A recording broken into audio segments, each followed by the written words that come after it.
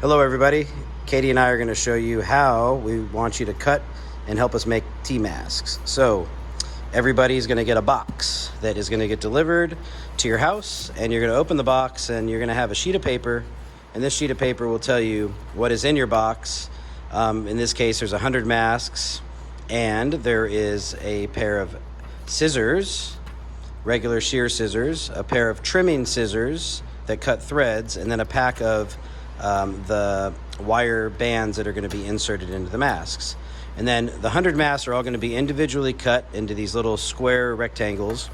And the key with these is to notice the front side and the back side. So the front side of the mask usually is going to have the elastic, it's always going to have the elastic sewn in, and it's usually either going to have blue tape, as you can see there, that's holding the elastic in place, or like this one, you can kind of see it's got some clear Scotch tape. And the back side is going to be a little bit messier.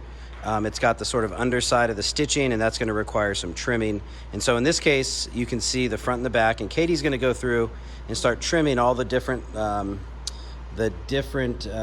threads that are hanging off. And you can tell, I'm going to zoom in real quick and you can see what she's doing here. But basically just going through, trimming off all the excess threads. And the idea is to make this thing look as pretty as you can without spending too much time on it. These are all the threads that might tickle your face a little bit when you're wearing it. So the idea is clean it up a bit. And then she's going to flip it to the front side, and she's going to do a little bit of cleanup. So there might be loose threads and stuff like that to trim. Yep, so there's little things that need to get cleaned up. And then after that, now it's time to start trimming this mask. So first she was using the thread trimmers, and now she's going to pull out the regular scissors. And first what she's doing is removing the tape and putting the tape on the elastic on the inside of the mask, and this is going to prevent you from cutting the elastic off, which we've done several times around here. And what she's going to do now is she's going to go through and cut around the mask, and I'm going to show you this example right here while she's doing it. Is the outer layer is this thicker embroidery right here. It's going to follow this. So what you're going to do is you're going to follow the edge, and you want to get it close but not too close, because you don't want to cut into that, because that'll unravel and break the embroidery thread which holds the mask together. So what she's going to do, and you want to try to not make it too jagged, you want it to be, you know, a pretty smooth, even cut, because this is, you know, we're kind of, they call this an open raw, like a raw edge mask right here. And so we want to make it look as pretty as we can. And so you see, hold it up to this camera right here, Katie, down a little bit. There we go, there we go. And so you can see she cut around, got some detail, did not cut the elastic, which is key, and she did not get too close to that outer embroidery line, right? So you can kind of take a look at that right there. There we go. So now the next thing Katie's going to do is insert our wires, and these are going to be for the nose and the chin clamp. And the way that we design this thing is that the nose and the chin, it's symmetrical, so it doesn't matter which way you wear it, upside down or top up, you know, either way. So first thing you need to do is you need to find the two hole areas, and here I'm going to hold it and bring it close, and you can see in this one we created little openings right here and right here, as compared to on this side. It's closed, the stitching goes all the way through on both sides, versus over here you can see that there's a little bit of a gap in the stitching. And what that is now is that's a way for you basically to insert the wire into there. And maybe let me see one of these, and I'm going to see if I can do it right here without looking too dumb. So you basically put this, thread it through, and the key with this is when you thread it through this hole is you want to do it so the one outside layer of cotton is between the wire and the white backing, and the backing might be black sometimes, but basically this thing is 3 layers. It's an inside layer that goes on the inside of the face, the middle layer, and then the outside layer of cotton. And when you insert this thing into it, you want to basically go in so it's between the cotton and the fabric on the inside, the filter, and then you insert this thing in, and I'll let Katie do it because she's way more dexterous than me. And I find if you give it a little bit of a bend, a little bit of a curve, it slides in a little easier. And then what you're going to do is insert that thing in, and you're going to do the same thing on the bottom. again, making sure that when you slide it in, the idea is we want 2 layers between the wire and the face.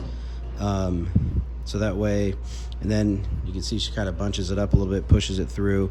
And then what you want to do is make sure it's centered inside of there, so it's not too far to the left or too far to the right. You could even give it a little bit of a bend if you want, just to make it curve with the mask.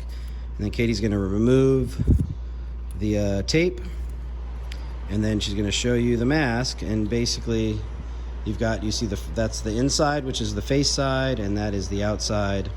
Let me see here. And so you can see this mask now, and if you give it just a little bit of a bend up and down like that, a little bit of a bend like this, and you make sure that the wire is nice and centered in there. And in the end, what this is going to do, this is going to serve as a nose clamp and a chin clamp, which is going to make this thing hug your face pretty well.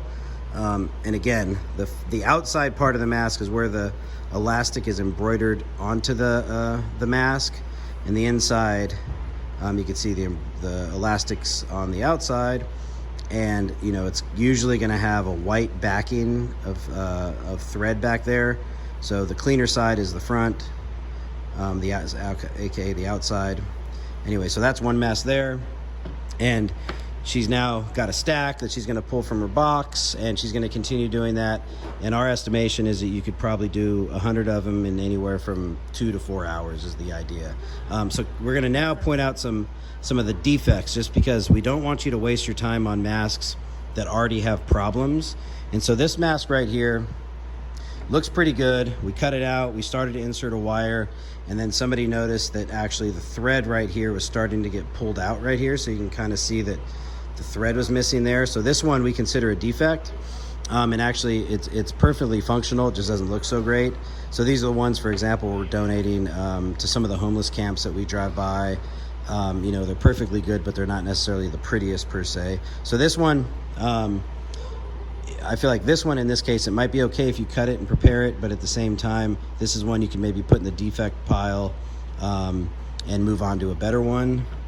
Another one, this one is pretty obvious that it's pretty bad, because actually it looks like the t-shirt didn't get put on all the way, so it's got this big opening in here. So when you see one that looks like this, it's super screwed up looking, just don't even waste your time on it. And this one right here, let's see, okay, this one, let's see. Oh yeah, there we go. So so this one, when you look at it, looks pretty good in lots of places, except here you can see that the elastic is actually sewn into the mask, and that happens on the embroidery machine. So if you get to this one, it looks like whoever was doing it started it and then like, oh shit, don't waste my time on that. And here's another one, and this one, again, you could probably just notice it because it's ugly. Hopefully we don't send these to you, because we could probably eyeball these things too. But if you do come across one like this, looks like the backing was stitched into it, just don't waste your time cutting it. Sometimes the t-shirts get folded over. Yeah, and sometimes like the t-shirt might get folded over. There might be like funny little laps and stuff like that. So at the end of the day, after you do these a lot of times, you're going to know the difference between a good one and a bad one. And one of the other keys too is just to make sure that when you're cutting along the edge here, you don't get too close, because that edge right there, the thick stitching, is what's going to keep this thing, it's going to let it hold its sort of form and last a long time. So anyways, have fun with your mask making ability, and we appreciate it. Thank you. Bye-bye.